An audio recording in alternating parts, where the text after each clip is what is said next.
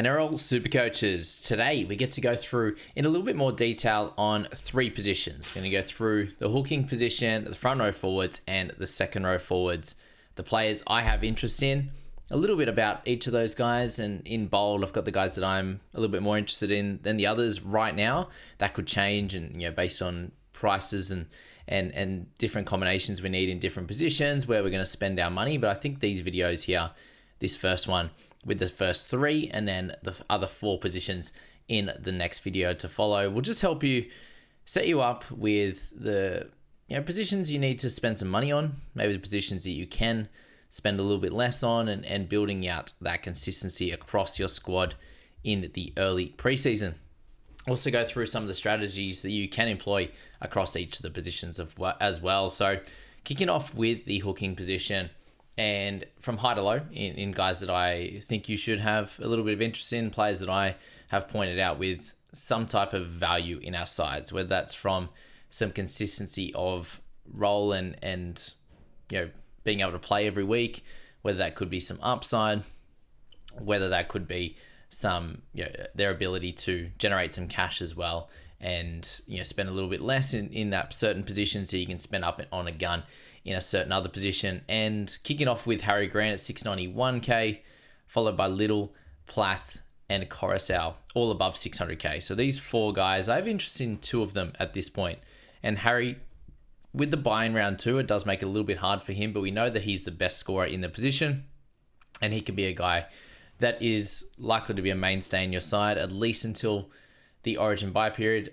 Otherwise, he could be held throughout the entire season because we know he has those upside games in the 100 plus games, but he also didn't play incredibly well until the final series last year. So there's definitely some upside just on that alone. If the Storm continue to be good, and we think that they will be, he has that upside on that front. But Little and Coruscant, obviously with a potential change in role with Damien Cook coming over, and then Coruscant seems like a fairly high price already, whereas last year he had a little bit more upside, I think, than he does this year at his price alone, but a slightly better side could be interesting. With Plath, he has the dual position, hooker and 2RF, which is really helpful there on that one if he's to be playing the 13 position and good minutes, but we aren't sure on that at this point. But there's a few guys in here that have hooker dual with 2RF, and if they do get that opportunity in McInnes, Watson, and Plath, then all of those guys could have some type of future in your side, whether they do start in the hooking position or they start in your 2RF. You have the ability to switch between the two positions. If you need to sell one of your hookers, you can slot one of them up. If you just want to buy another hooker in general, you can start with them in hooker and move them down to 2RF at any time, which is very, very helpful in that slot that can be tough, and we don't want to spend too many trades in that spot there. So if you can have a few of these guys, and we'll talk about the strategies in a second, I think that could be very helpful.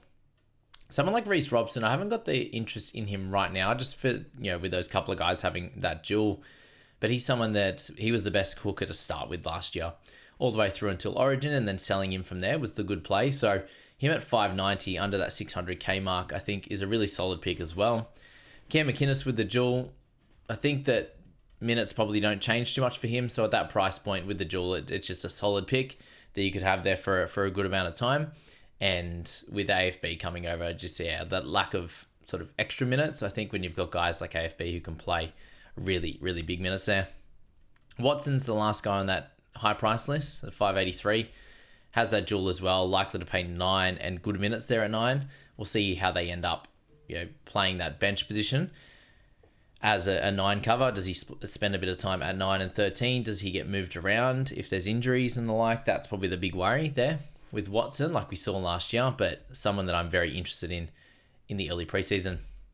Lockie Croker, Blake Moser, P. Mamazelis, Sandon Smith, all guys at 334 and below that I think can do a really good job this year. And Croker, it's crazy to see us starting number 9, who in the previous seasons had much better seasons. He had the head knock worry where he was out for a good amount of time there, and just didn't play his best to begin the year when he was there. So minutes wise, they did end up lowering a little bit. He was close to that 70-minute mark in previous seasons, and if he's there starting and there's no sort of known hooker on the bench, or a guy you think maybe gets 15 minutes off him, I think that's fine as a value play in the hooking slot. Blake Moser, we just got some news. Not sure if it's 100% locked in, but Ezra Mam likely to be out until round 10. So if Moser is starting, I think he'll be in a lot of people's sides. If he's on the bench, maybe not as perfect a pick when you've got guys like Pete Marmazelis likely to start and get decent, at least 60 minutes or something like that, 55, 60. Could be more, we'll see how that one plays out at 302k, and then Sandon Smith at 237 with the dual halfback as well. He's got that maneuverability as well, which is great. And if he's starting at 7 or at 6 with Chatty Townsend, or however they're going to play that one at the Roosters, then I think he'll be in everyone's side, whether it's in the hooker slot or the halfback slot. So some strategies that you can roll around with this year. There looks to be sort of 5 to 6 guns that I've highlighted there, or in that slot that you could select from, plus sort of 3 to 4 cheapies there if it all works out for those guys. So I think it's a little better than the options we had last year.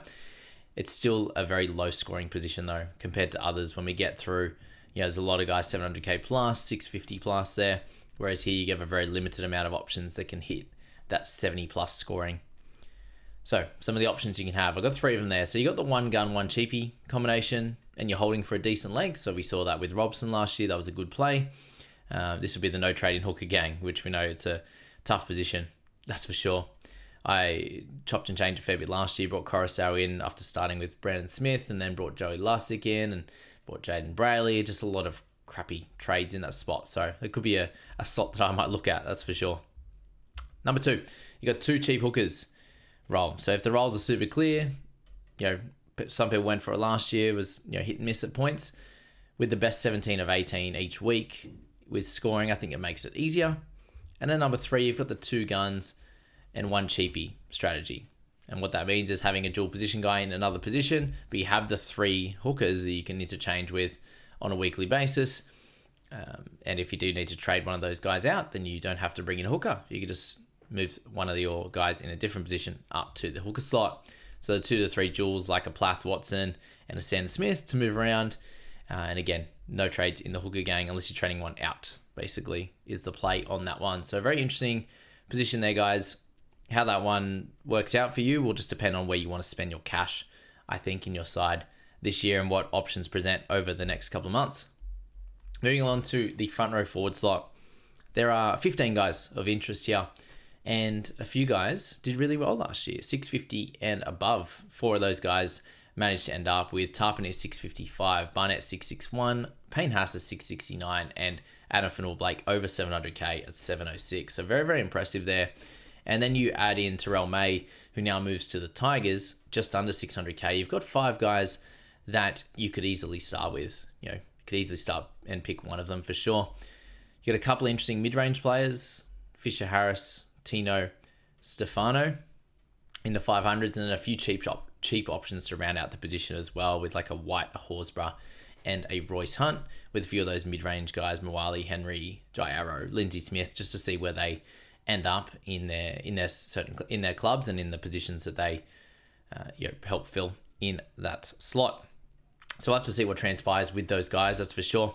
But some of the strategies that we will look at, and then we'll go through some of the players, is to have 1 600k plus guy and 1 500 to 550k guy, and then 2 players under 400. So in that scenario, you are spending a bit of cash there in the position, but you might be looking at like a May and a Tino, and then a couple of these cheaper guys. It could be Payne Haas and Terrell May in the second slot, in the 2 gun slot there. You can set and forget, and then 2 cheapies. It could be, Terrell May and 3 guys under 450k, spending a bit more cash in other positions. So with Adam Fanua-Blake, we know he's a try-scoring beast. We know Payne Haas is the base stat beast. Barnett did a mixture of both last year. Was able to put on some tries, but also get the base stats up with high minutes. And to Joe Tarpon, he's always up there and has really good seasons. And I think he's obviously the spearhead of that Raiders pack. Terrell May is going to be the spearhead of the Tigers pack. So I think one of those guys in your team there hopefully lets you just set and forget that position for a while as well. And not muck around with trades, which we see in the hooking position and the front row forward position. You don't want to be using your trades on those positions. You want to be using your trades on getting as many center wings that are gun, another gun fullback, a gun halfback, these types of positions with higher upside. Fisher Harris comes up over to the Warriors, and he's going to be interesting if he gets more minutes. Tino coming back from injury, a bye first round, a dual position as well is really cool. And then Stefano going to the Storm. It's going to be interesting to see in trials and maybe even in that first game with their bye in round 2. Do you watch him for round 1 and make decisions from there? Lindsay Smith, Arrow, Henry, and Wiley, as I said, just see how their roles end up. Does Henry start? Does he get more minutes? He's got dual position along with Arrow. David Wiley, does he step up again? He played pretty well last year. Can he go another level up? Nafahu White has dual along with Horsburgh, 367 and 355. Can those two guys cement their spot in their side with bigger minutes than they had last year and more consistency, which both of those guys lacked in their own unique way? And then Royce Hunt going over to the Tigers. Does he move into probably a 10-minute extra role? Does it stay the same? They're all the questions with Royce, but at 249, you expect him to be in the team at least. And it just depends on how many extra minutes he's able to receive in that pack. So the front row forward slot, a decent amount of options. I think it's probably a little bit better than last year as well. It was a bit of a wasteland in that mid-tier where you wanted to look at, maybe spending a little bit less money. So maybe do you spend that little bit extra up top and make some decisions, and trades in other positions in your side. So that's the front row forward slot. We'll move on to the final one in this video. And thanks so much for being here for the early Supercoach preseason. But the second row forward players of interest list is very, very extensive, all the way down to 32 players there. And that allows there to be lots of strategies presented, that's for sure. As you can see, there's plenty of players there. There's going to be plenty of ways to go about it with this structure. And with so many spots in 2RF, a balanced structure seems to work out best year to year. We've got a few options in strategies. We've got the one gun, one 500k-ish player, and a few 300 to 400s and a cheapie. That seems to be a pretty nice strategy. Other option there is two 500k-ish players, so hopefully with some upside. The rest sort of 300 to 400 guys and spend a little bit more money elsewhere. You might have a cheapie in there as well, so you're dropping down those numbers a little bit. And then number 3 there is two guns, two middies in that sort of 450 to 500k range, and a few cheapies there. So hopefully if a few cheapies do pop up, which we don't have too many at the moment, then that could also be a strategy that works. And you might get unlucky with one of the cheapies, maybe one of the middies. You can kind of make some trades in there, but the two guns can kind of hold steady for your side. Again, it'll depend. That's probably spending a little bit more money, and you might have to spend a little bit less in a hooker or a front row forward slot if you were to spend some cash on your second row forward players there in the gun category.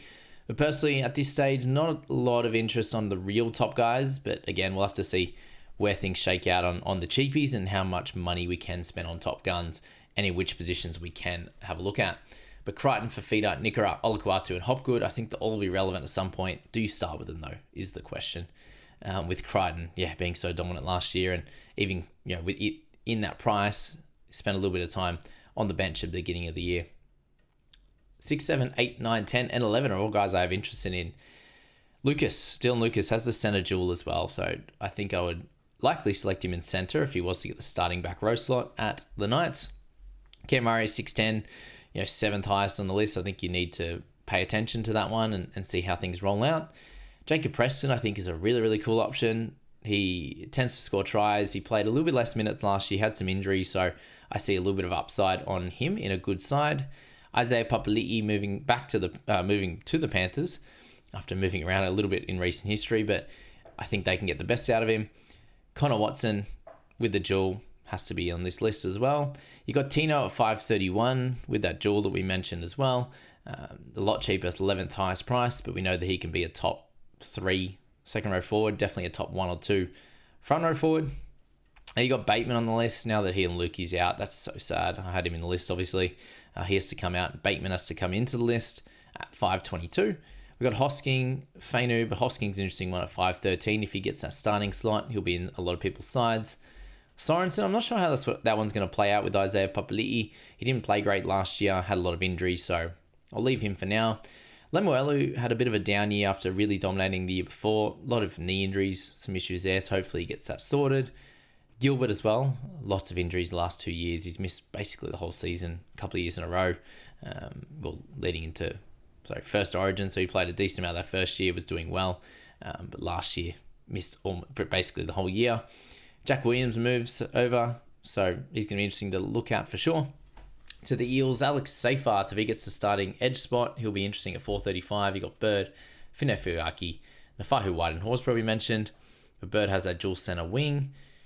Finefuaki likely to get the starting spot at the Finns there, and then Matty Nicholson, who comes over to the Raiders from England. He's going to be a fun one at 3.36, and then a few of the cheapies, I don't have my eye on them too much just because the roles aren't super clear in that section. But as it's shown there, the strategy might be to have a few of these sort of 350k guys that are there, a couple of maybe the 450s or a 500 in a Hosking or Bateman, and then probably one of the top guns or a 600k-ish guy that doesn't push you up to the 700 mark. It still leaves you a bit of cash to spend elsewhere, especially with no cheapies at the moment. It might be that might be more the strategy that ends up, but we also don't know too much of what's going to happen at this point early on in the preseason. But that is the hooking slot, the front row forward slot, and the second row forward slot. An early take on the players to have a look at. The players of interest, you can select any one of these guys and you could come out the victor. There's going to be a few guys that'll be more popular than others, but they can all do a job, and depending on the cash you have available and the type of player that you want on your side, they could all be of interest, that's for sure. So that's that video there, guys. I hope that helps you guys out, and we'll move on to the final 4 positions in the next Supercoach NRL video you'll see. Thanks for being here, guys. We'll see you in that one.